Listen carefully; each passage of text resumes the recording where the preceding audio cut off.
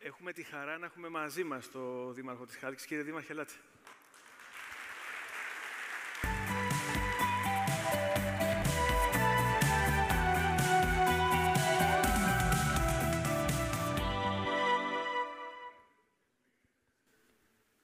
Καταρχάς, να σας πω ότι είχα ετοιμάσει να διαβάσω ένα κείμενο, γιατί συνήθως τα συνέδρια, Βασίλη, έχουν αυτή τη μορφή, αυτή την κατεύθυνση.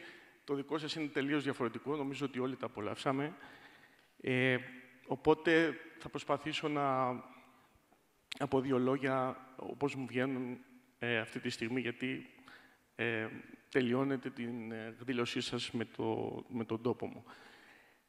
Πρώτον, να πω σε όλους σας ότι δεν μπορείτε να έρθετε στη Χάλκη, να επιλέξετε ένα άλλο τόπο της Ελλάδας μας για να πάτε διακοπές. Δεν μπορούμε να σας φιλοξενήσουμε. Έχει πολύ ωραία μέρη σε όλη την Ελλάδα, οπότε καλό είναι να μην επιλέγει η Χάλκη για τις διακοπές σας. Ξεκινάω από αυτό το κομμάτι. Κατά δεύτερον, να σας πω ότι το project το συγκεκριμένο θα το παρουσιάσει και ο πρόεδρος της κυβέρνησης, ο Πρωθυπουργός, την Παρασκευή στη Διεθνή Σύσκεψη για το Κλίμα, το COP28 στο Ντουμπάι, ως best practice, ως βέλτιστη πρακτική, και μάλιστα θα ανακοινωθεί με τον Σεΐχη των Ηνωμένων Αραβικών Εμιράτων, το επόμενο νησί που θα ακολουθήσει για το επόμενο GR Eco Island της χώρας, γιατί θα αναλάβει η χώρα των Ηνωμένων Αραβικών Εμιράτων να το υλοποιήσει.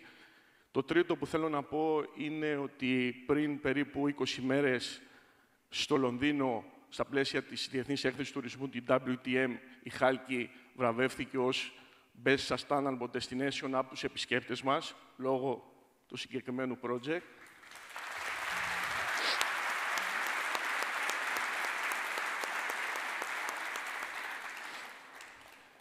Να πω στο φίλο μου τον Ηλία τον Μανδρούκα ότι δυστυχώς δεν θα μπορέσουμε να μαζέψουμε μίλια εμείς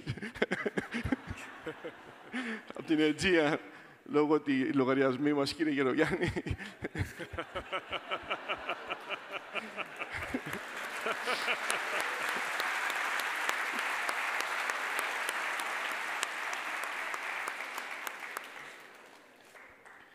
Και να κλείσω ένα τεράστιο ευχαριστώ, Γιώργο, μου επιτρέπεις τον Ενικό, γιατί νιώθω ένα μέλος της οικογένειας σας με όλα αυτά που είδα και με όλα αυτά που έχετε κάνει στον τόπο μου.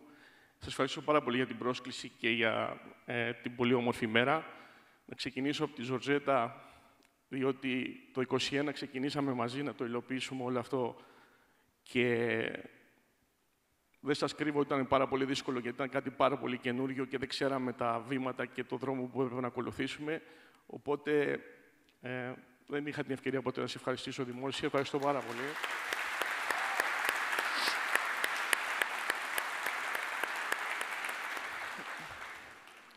Να πω στον Άγγελο και στον Βασίλη και τον Άγγελο ένα τεράστιο ευχαριστώ και σε εσάς, γιατί μαζί υλοποιήσαμε αυτό το πραγματικά με κοινωνικό πρόσημο project, το οποίο κάνει καλύτερη τη ζωή μιας μικρής κοινωνίας της χώρας μας. Σας ευχαριστήσω πάρα πολύ εκ μέρους της κοινωνίας της Χάλκης.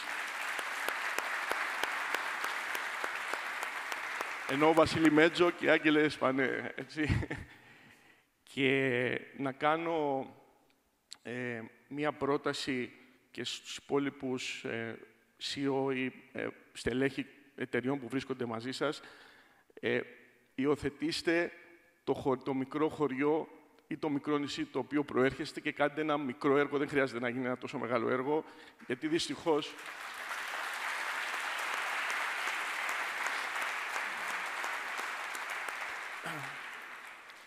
οι μικροί τόποι της χώρας μας, είτε ένα μικρό χωριό στην ενδοχώρα, είτε τα μικρά νησιά ερημώνουν.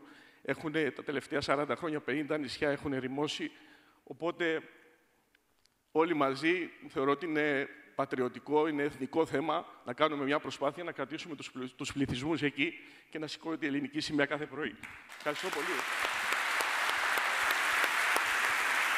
Να είστε καλά, μπράβο.